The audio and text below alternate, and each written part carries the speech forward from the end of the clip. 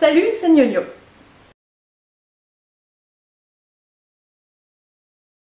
Bienvenue sur ma chaîne. Aujourd'hui, je vous propose un pourquoi lire un peu spécial, car je tourne cette vidéo dans le cadre du projet Femini Books organisé par les carnets d'Opaline et qu'elle a inauguré parfaitement bien le 1er mars de cette année. Le 8 mars étant la journée internationale du droit des femmes, elle a trouvé judicieux de toutes nous rassembler autour du féminisme à partir de lectures inspirantes.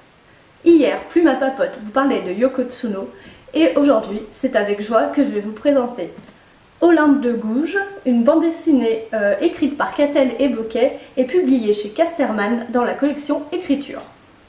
Vous connaissez probablement Olympe de Gouges pour avoir vaguement entendu son nom en classe et pour être la personne derrière la déclaration des droits de la femme et de la citoyenne.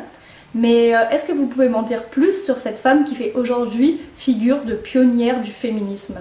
De son vrai nom, Marie Gouges, née en 1748 à Montauban, elle serait issue d'un adultère entre sa mère Anne-Olympe Musset, fille d'avocat et femme de boucher, et le marquis Jean-Jacques Lefranc de Pompignan, homme de lettres. Au cours de sa vie, elle tentera coûte que coûte de faire jouer ses pièces de théâtre. Elle se battra contre l'esclavage et pour l'émancipation de la femme.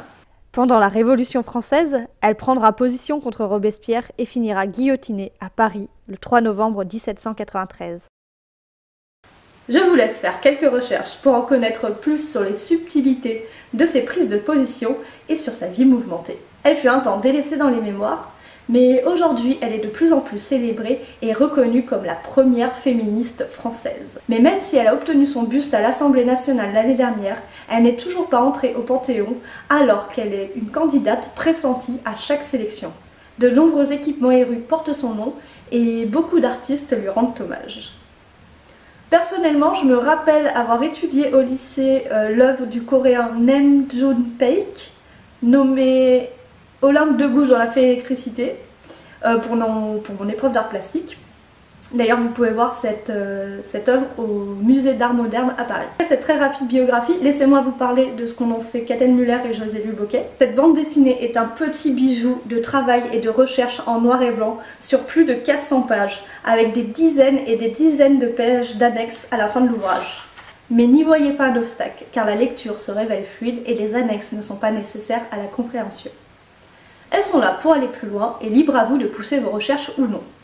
Paradoxalement, la longueur de la bande dessinée ne permet pas de ne pas laisser de côté certains moments de la vie de Marie Gouges, mais elle permet d'en appréhender le plus important. J'apprécie énormément le travail rigoureux produit par le duo d'auteurs et surtout lorsqu'on voit que le rendu reste fluide, en partie grâce au travail d'illustration en noir et blanc et aux détails légers de Catel qui apportent beaucoup de clarté. Les dates et les lieux clés en début de chapitre permettent de se situer dans le temps et l'espace sans perdre le fil de la narration qui est chronologique. Par ailleurs, même si on peut sentir l'admiration qu'il porte pour cette figure qu'est Olympe de Gouges, à aucun moment on entrevoit d'arrangement avec la vérité et ils mettent en avant aussi bien ses défauts que ses contradictions. Je ne peux conclure sur cette BD qu'en paraphrasant ce qu'en dit l'éditeur. En quelques 300 planches de création exigeante et généreuse, un magnifique portrait féminin et un hommage vibrant à l'une des figures essentielles du féminisme.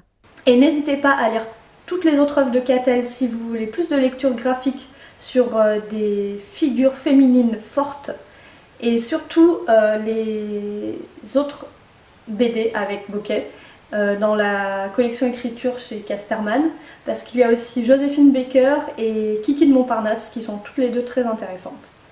Et surtout, suivez toutes les autres vidéos du projet Femini Books, car mon petit doigt me dit que je vais pas être la seule à vous parler de cette femme en avance sur son temps.